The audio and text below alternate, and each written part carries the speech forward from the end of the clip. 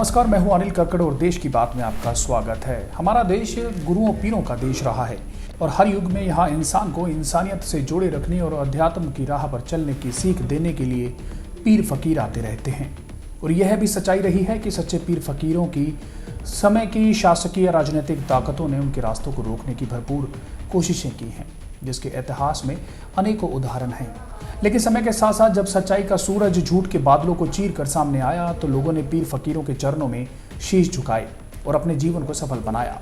मौजूदा समय में डेरा सच्चा सौदा के पूज्य गुरु संत डॉक्टर गुरमीत राम रहीम सिंह जी इंसान एक ऐसे फकीर जो 23 वर्ष की आयु में इंसानियत और रूहानियत के संगम डेरा सच्चा सौदा की गुरुगद्दी पर विराजमान हुए थे और तब से लेकर अब तक करोड़ों लोगों को नशे रहित, बुराइयों रहित जीवन जीने की प्रेरणा देकर उनके जीवन को खुशहाल बना चुके हैं। लेकिन साजिशन उन्हें झूठे आरोपों में फंसाकर समाज से दूर कर दिया गया है। ऐसे में डेरा सच्चा सौदा के 7 करोड़ श्रद्धालु जो यह भली भांति जानते हैं कि पूज्य गुरु जी बेकसूर हैं, निर्दोष हैं और पाक साफ हैं, आज भी उतनी ही दृढ़ता से अपने गुरु के वचनों पर अमल करते हुए इंसानियत के कार्यों में जबरदस्त तरीके से जुटे हुए हैं, जिसके उदाहरण रोजाना हम सबके सामने आते हैं।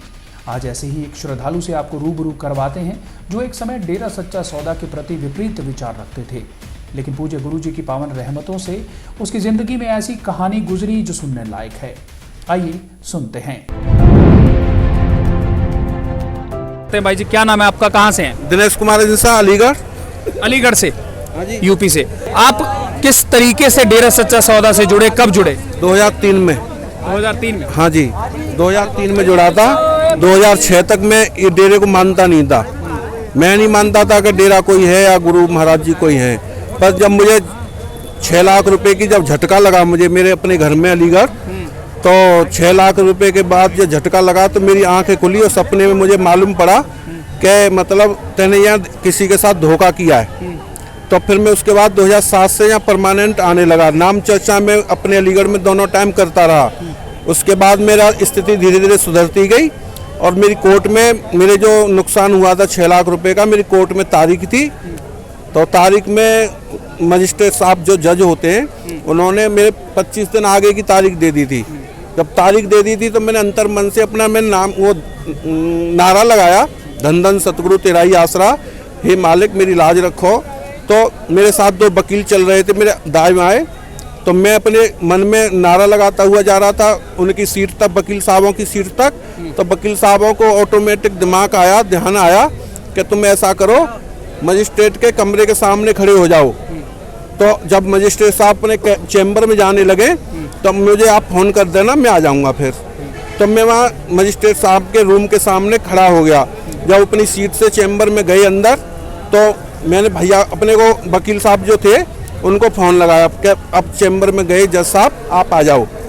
तो वो गए, मैं तो नहीं गया था, वो गए वकील साहब और जज साहब से क्या बोले, उनकी आपस में क्या बात हुई मुझे नहीं पता। पर जो मेरी 25 तारीख जो पहले दे रखी थी आगे की बढ़ा करके, उन्होंने उसी दिन काट के और उसी दिन फैसला सुनाया। मेरा 6 लाख रुपए का इंश्योरेंस क्लेम था, मेरी गाड़ी चोरी हो गई थी, उसका 6 लाख रुपए का क्लेम जज साहब ने उसी दिन जजमेंट करते हुए मेरा 6 लाख रुपए का इंश्योरेंस लखनऊ से 1 महीने के अंदर अंदर भागता हुआ दौड़ा हुआ आया। आपने हाथ में झाड़ू उठा रखी है। सफाई समिति में सेवादार हूँ सर। वैसे पेशे से क्या करते हैं? मेरा बिजनेस है, गुड़गांव में बीपीओ में गाड़ी चलती है, टैक्सी। खुद बिजनेसमैन हैं, डेरा में आके झाड़ू लगाते हैं? हाँ जी, टैक्सी चलती है गुड़गांव में, बीपीओ सेक्टर में। आईटी कंपनियां जो गुड़गांव में, ये बच्चे जो पढ़ लिख के जाते हैं, बीटेक एमटेक करके जाते हैं, यानी कि टैक्सी में मेरा अपना स्वयं का कारोबार है। भाई जी, ये बहुत बड़ी बात होती है कि आप एक आश्रम में आते हैं, झाड़ू उठाते हैं, सेवा करते हैं। ऐसी भावना कहाँ से आती है? दूसरा ये भी साथ में जोड़ें कि ये भावना पहले से थी, डेरा जुड़े तब आई? क्योंकि ये निम्रता और दीनता की भावना होती है कि झाड़ू उठाना। हमें तो खुशहाली जब से हम डेरे से जुड़े हैं, 2003 में नामदान लिया, 2006 में हम प्रॉपर जुड़ गए थे, 2006 तक। 2006 के बाद अपने आप ऑटोमेटिक जितनी सारी खुशियाँ आई हैं हमें तो डेरे के में आने के बाद ही आई हैं। आपने हाई कोर्ट में बताया कि पूज्य गुरुजी की रहमत हुई, हाई कोर्ट से आपको न्याय मिल गया।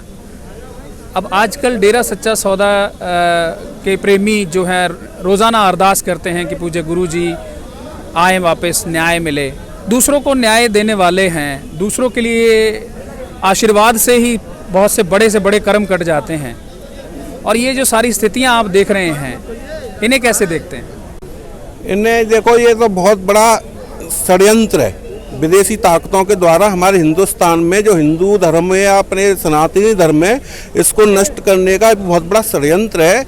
इसमें पीछे की मतलब विदेशी ताकतें काम कर रही हैं। मेरे अपने विचार हैं ये, क्योंकि जो सारे जो जितने पर आरोप हमारे महाराज जी पर लगाए हुए हैं, ये एक षड्यंत्र के तहत लगाए हुए आरोप हैं। इनमें तो बहुत बड़ा राज है, अब आगे की हम नहीं कह सकते, पर हमें तो अपनी जो खुशियां हैं पारिवारिक सामाजिक, ये लगा लो 2006 के बाद मेरे को आज तक कोई भी प्रॉब्लम नहीं आई। और कोरोना मेरे घर में होके आया ये पिछले उसमें भी जो महामारी चल रही थी, आया घर में से होके निकल गया, कोई प्रॉब्लम नहीं, हॉस्पिटल भी नहीं गए, घर में ही अपने स्वस्थ हो गए।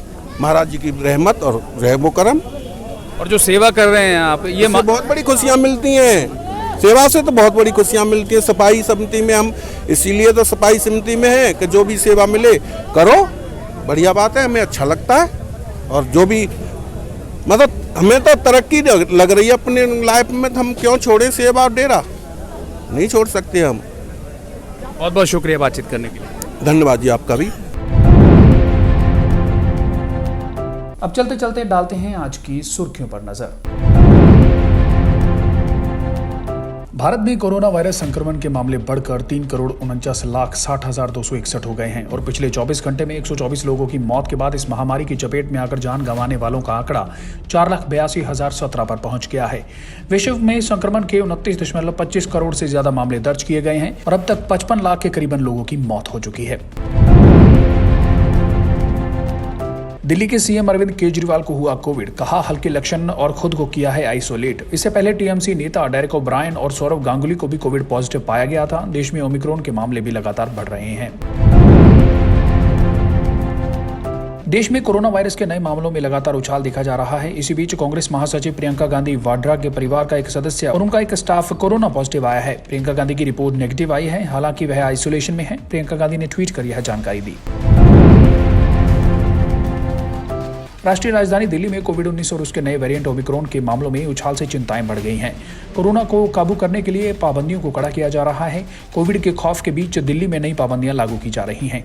हालांकि पब्लिक ट्रांसपोर्ट, बसें और मेट्रो पूरी क्षमता के साथ चलेंगी। सरकार ने कहा कि घबराने की जरूरत नहीं है, क्योंकि बसें और मेट्रो 100% क्षमता के साथ चलेंगी, लेकिन कोविड सुरक्षा नियमों जैसे सामाजिक दूरी और मास्क पहनने का कड़ाई से पालन करना होगा। कोरोना वायरस के मामलों में जबरदस्त तेजी को देखते हुए अखिल भारतीय आयुर्विज्ञान संस्थान एम्स दिल्ली ने डॉक्टरों और मेडिकल स्टाफ को तुरंत काम पर वापस लौटने को कहा है। एम्स अस्पताल ने 5 जनवरी से 10 जनवरी तक शीतकालीन अवकाश को रद्द करने की घोषणा की है। एम्स ने फैकल्टी मेंबर से तत्काल प्रभाव से ड्यूटी पर आने को कहा है। ओमिक्रॉन और कोरोना के बढ़ते मामलों के चलते यह फैसला किया गया है। कोरोना वायरस के वेरिएंट ओमिक्रॉन के भारत में तेजी से मामले बढ़ रहे हैं। एहतियाती कदम उठाए जा रहे हैं। इस वेरिएंट पर वक्त के साथ जितना डेटा मिल रहा है, उसके अध्ययन से इसे और समझने की कोशिशें भी जारी हैं। फिलहाल जो पता लगा है कि ये केस तेजी से बढ़ रहे हैं, लेकिन अब तक अस्पतालों में मरीजों की संख्या उतनी तेजी से नहीं बढ़ी है। अधिकतर मामलों में लक्षण भी माइल्ड ही दिख रहे हैं। अभी तक मिले डेटा का हवाला देते हुए कुछ वैज्ञानिकों ने कहा है कि बहुत संभव है कि हम अभी महामारी के थोड़ा कम चिंताजनक चरण में पहुंच रहे हैं। घर बैठे होम टेस्ट के जरिए पता चल सकता है ओमिक्रॉन का पता, लेकिन विशेषज्ञों के अनुसार सटीकता थोड़ी कम है। होमस्टे के उपयोग को लेकर सरकार की सिफारिशें बदली नहीं हैं। तुरंत संक्रमण का पता लगाने के लिए लोगों को उनका उपयोग करना जारी रखना चाहिए। मुंबई के मानखुर्द इलाके में नाबालिग से छेड़छाड़ के आरोप में एक बुजुर्ग नौकर की हत्या का मामला सामने आया है। मुंबई के मानखुर्द इलाके में एक 70 साल के बुजुर्ग नौकर की बेरहमी से पीटकर हत्या कर दी गई। हत्या आरोपी पति पत्नी को गिरफ्तार कर लिया गया है। आरोपी पति पत्नी ने बताया कि बुजुर्ग उनके घर में रसोइये का काम करता था। दंपति का आरोप है कि उनके नहीं रहने पर बेटी से वह छेड़छाड़ करता था। पुलिस ने मंगलवार को यह जानकारी दी। पंजाब में नाइट कर्फ्यू का ऐलान कर दिया गया है। स्कूल और कॉलेज सहित सभी शैक्षणिक संस्थान बंद कर दिए गए हैं। पंजाब सरकार ने कोरोना मामलों में आ रही वृद्धि के बीच रात 10 बजे से सुबह 5 बजे तक का कर्फ्यू लगाया है। महात्मा गांधी के खिलाफ अमर्यादित टिप्पणी करने के आरोप में गिरफ्तारी के बाद जेल में बंद कालीचरण महाराज के समर्थन में बिना प्रशासनिक अनुमति के प्रदर्शन किए जाने पर इंदौर पुलिस ने अखिल भारतीय हिंदू महासभा और एक अन्य दक्षिणपंथी संगठन बजरंग सेना के करीबन 50 अज्ञात कार्यकर्ताओं के खिलाफ मामला दर्ज किया है। उत्तर प्रदेश पुलिस के एसआईटी ने लखीमपुर खीरी हिंसा मामले में केंद्रीय गृह राज्य मंत्री अजय कुमार मिश्रा टेनी के बेटे आशीष समेत 14 अभियुक्तों के खिलाफ अदालत में 5000 पन्नों का आरोप पत्र दाखिल किया है। यह पिछले साल 3 अक्टूबर को हिंसा के दौरान गाड़ियों से कुचलकर 4 किसानों और एक पत्रकार की कथित रूप से हत्या किए जाने के मामले से संबंधित है। नमस्कार।